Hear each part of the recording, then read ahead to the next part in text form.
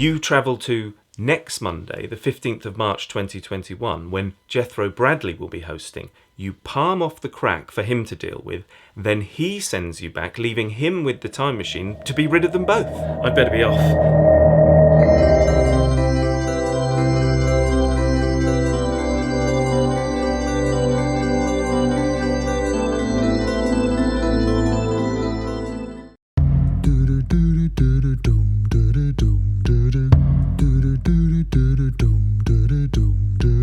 Sweet shows are made of this. Who am I to disagree?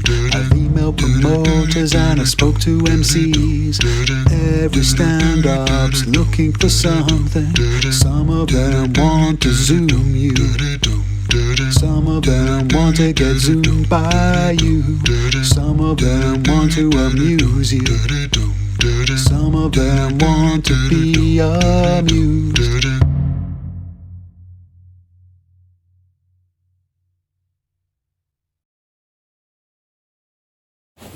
Ooh. Hi, I'm Jethro Bradley and I am your host for this episode of Jester Jesters Goes Viral. Now, what is Jester Jesters Goes Viral? Jester Jesters Goes Viral is the online version of the excellent comedy night Jester Jesters, which runs in London under less pandemic-y circumstances. Sorry, I just have to get that. Hello? A bag of crack and a time machine. Doesn't ring any bells. Oh, sorry. No, it is me. Yes, the Gumtree advert. That's right. Oh, I don't know. For a bag of crack and a functioning time machine, £35? Is that too much? 30. Yeah, £30. Are you local? Sorry, I'll if you don't mind, I'll call you back on this number. Thanks. Anyway, let's watch some clips. Still trying to get flawless skin? That's old news. You're a grown woman and it's time to look how you feel. Realistic Labs' new Struggle Serum is the skin product for the 30-something woman whose life has been a total ordeal. Formulated using only the harshest chemicals, Struggle Serum gives you a textured finish that says, I've got 36 tabs open on my laptop and not one of them is good news. At Realistic Labs, we know that you know that no skin product can save your Etsy store, detox your relationship with mom, or unsmoke that carton of Luckies you had in Boca Raton. So just live your truth. Hydrate, rejuvenate, replenish. Give me one good reason. Skin is like parallel parking. Some people can do it smooth, but not me. Why would you want to look like a 16-year-old when you feel like a chunk of nasty roadkill? With Struggle Serum, you don't have to exhaust yourself telling your life story. You can let your skin do the talking. Come on, everyone knows you can remember what the inside of a Blockbuster video smells like. What was the first album you owned? The Bodyguard soundtrack. The CD? Cassette. Exactly. You lost your virginity to a Soundgarden fan on a slip and slide, so stop wasting your life trying to turn back time and start focusing on what really matters. Revenge. Realistic Skin Lab Struggle Serum. For when fine lines are the least of your worries.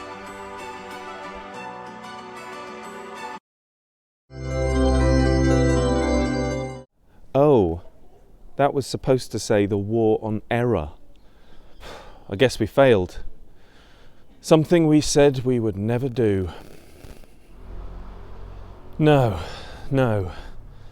I couldn't watch The Princess Switched again without having first seen The Princess Switch. Could I? In the story The Princess and the Pea, did she have anything important on the next day? Talking of princesses, I watched Oprah interview Meghan, and I'd seen the teaser countless times with the question, were you silent or silenced? I could never have guessed that the answer would have been the ladder. The ladder. And from all the revelations that Meghan and Harry revealed, you can tell that the royal family is working very hard at their job, generating all that lovely tourism. Oh, here's a picture of Prince Philip with Will Ferrell in 1982.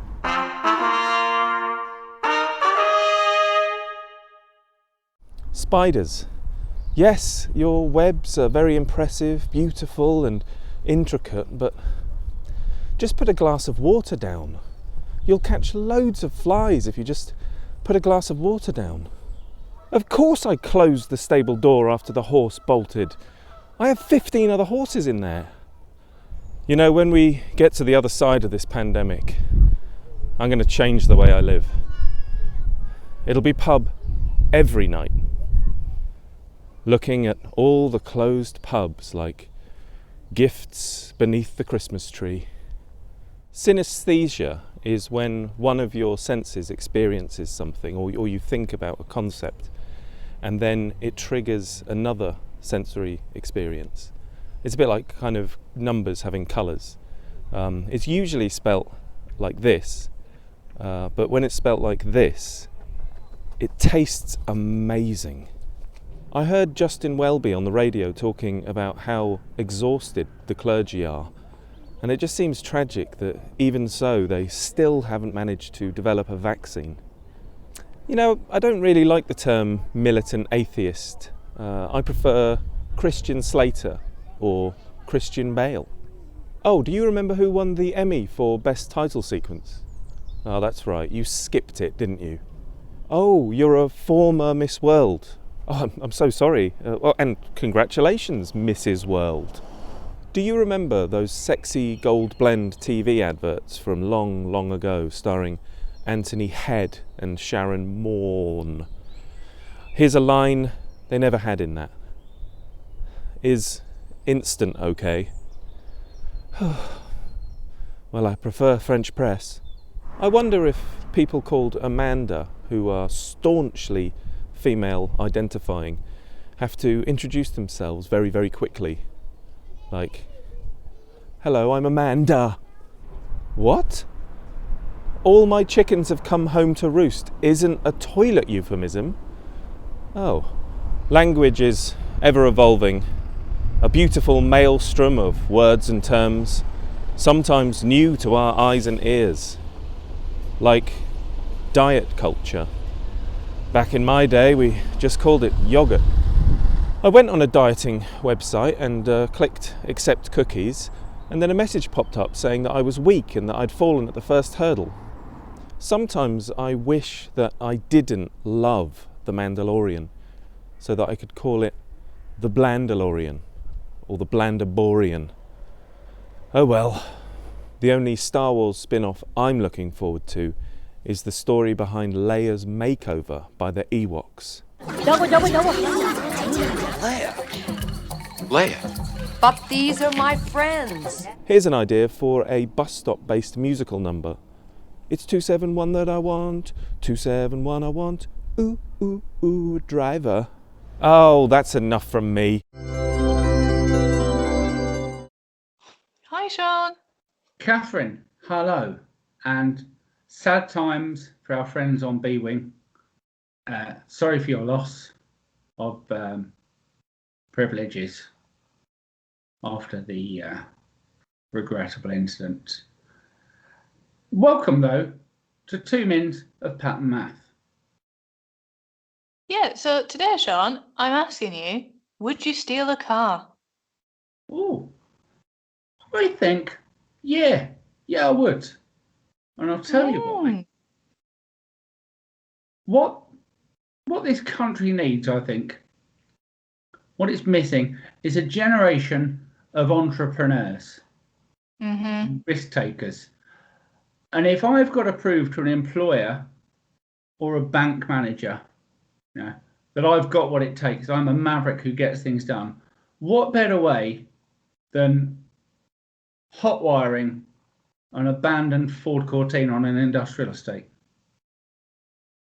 You're not wrong there, Sean. What I'm doing, I'm creating my own opportunities.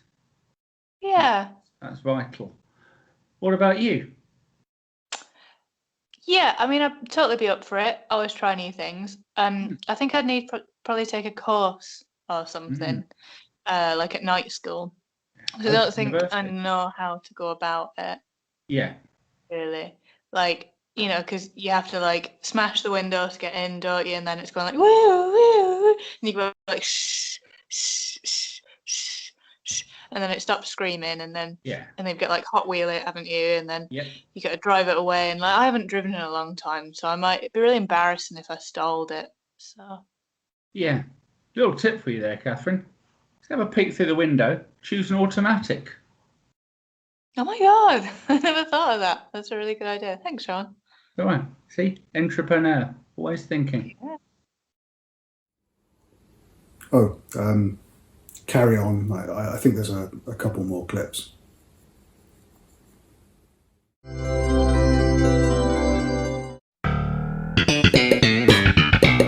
Apparently we're supposed to stay 2 meters away from each other now. What about people who can sneeze further than 2 meters? Huh? We all know these guys. We know him.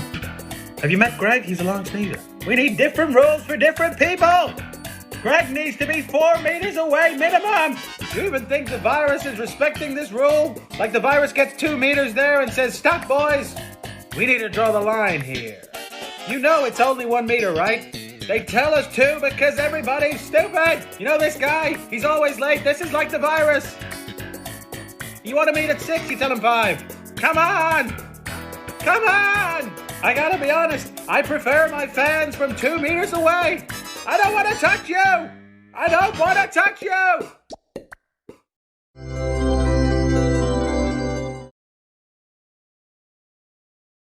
When you're a very young person, a child, you struggle to get to grips with what's right, what's wrong, empathy, throw in peer pressure, and it's all a bit of a head fuck. I remember being very young, probably about 4 years old. There was a school trip to a farm. They were all to farms, that's all we had. There was a gosling, it was about the same size as a grapefruit. It was just like, it was stupid looking to me because it was just waddling around and it was just a perfect ball of fluff. There was a sort of rising murmur and desire for someone to kick it. When you're young, you kind of seek attention and glory, so I thought, I'll do it. So I ran up as quick as a 4-year-old can and then kicked it as hard as a 4-year-old can, which isn't very hard at all. The gosling was fine, but it did, arc in the air, a foot, and then tumble, and then compose itself, and that was met with lots of shock and,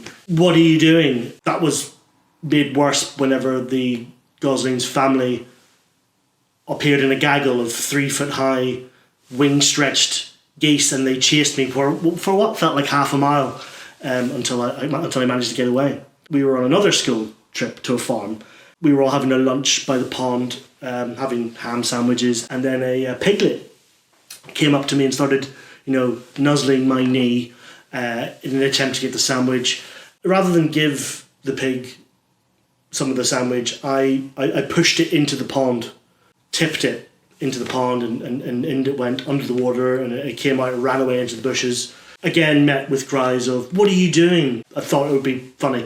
It wasn't funny because immediately afterwards a horde of fully grown pigs rushed out of the bushes with nettles in their mouths, and they chased me for what felt like probably half a mile with the nettles in their mouths until they managed to pin me down and flay my tiny child's legs with nettles. So I learnt my lesson. Don't push pigs into ponds. And I think that's when my empathy for animals started to grow. You shouldn't kick or push defenceless animals because it's wrong. The surrounding people will tell you that. But there was another time where we went to a school trip to a farm, and there was a little shed that I managed to find it. I walked in, and then there was a barrel, and in that barrel was just brimming with little tiny chicks. In the barrel with the chicks was a hen, trying to cover them all with her wings. I find this fascinating. I'd never seen a chick before. These little tiny balls, much like the gosling, but I wasn't going to kick or torture them. But I was interested to get a better look because obviously the hen, being maternal and defensive, was covering all the chicks. My attempt to try and get a better look was agitating the chicken so that she was kind of running around quite a lot. And it was that point that I noticed that one of the chicks had died. And I don't know if it was dead already or had died because I created some sort of terror in the barrel. I don't know why they were. If it had been now, I probably would have questioned why they were in the barrel in the first place. But to that day, I'm convinced I may or may have not killed a tiny chick. So that's really galvanised my attitudes towards animals, and now I can safely say that I'm an animal lover. I wouldn't have them in the house, but I love them. That made things very complicated when I started working in bars. And a lot of bars are very old buildings. There was one bar in particular, it was about 300 years old and had a serious mouse problem. And it was our job as bar staff, as part of our daily routine, to put out traps and then kill the mice. And I felt very conflicted about this, because I, felt like I'd done my time with my animal misdemeanors, and to now have to intentionally make an animal suffer felt wrong. But there was one day in particular, I came in, I was doing a morning shift, and there was one of the bar staff who I was attracted to, was struggling. She was like, "Chris, I can't stamp on any more mice." And I went, "What do you mean?" "Well, we've been asked to kill these mice, and I just can't stamp on any more mice." And I said, You're not supposed to stamp on them." And she goes, "Well, what am I supposed to do?" And I was like, "Well, you're supposed to drown them." She went, "Drown them?" And I'm like, "Yeah, you get a bucket and you just take the glue traps and you put them in." She goes, "I can't do that either. Do you have to use boiling hot water?" And I was like, "What? No." So I could tell that she was in distress and didn't want to stamp or drown any more mice. So I thought, well, this is my opportunity to be the hero. If I murder these mice, there might be something in it for me. So I drowned the... As I finished the last mouse, there was a sort of a mixture of awe and terror on her face. And it was at that point I realised that drowning mice is probably not the best way to pick up women. I can still see the bubbles. And it turns out she was going out with a soldier, so didn't have a chance anyway. The way that you drown them, whenever you drown them, there's something quite tragic about glue that stops them from running, but they just keep on coming. How'd you learn to do the things you do? 'Cause nobody does it better. Though sometimes I wish someone would. Nobody does it quite the way you do.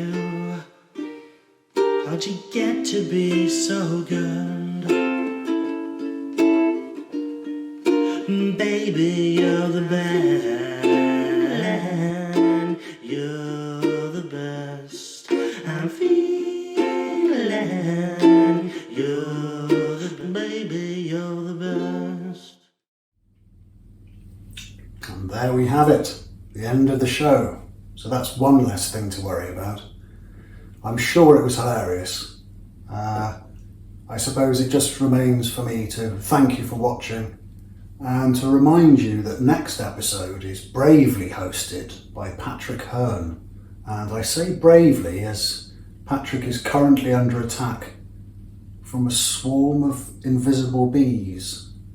So that should be worth watching out for, if nothing else. Bye for now.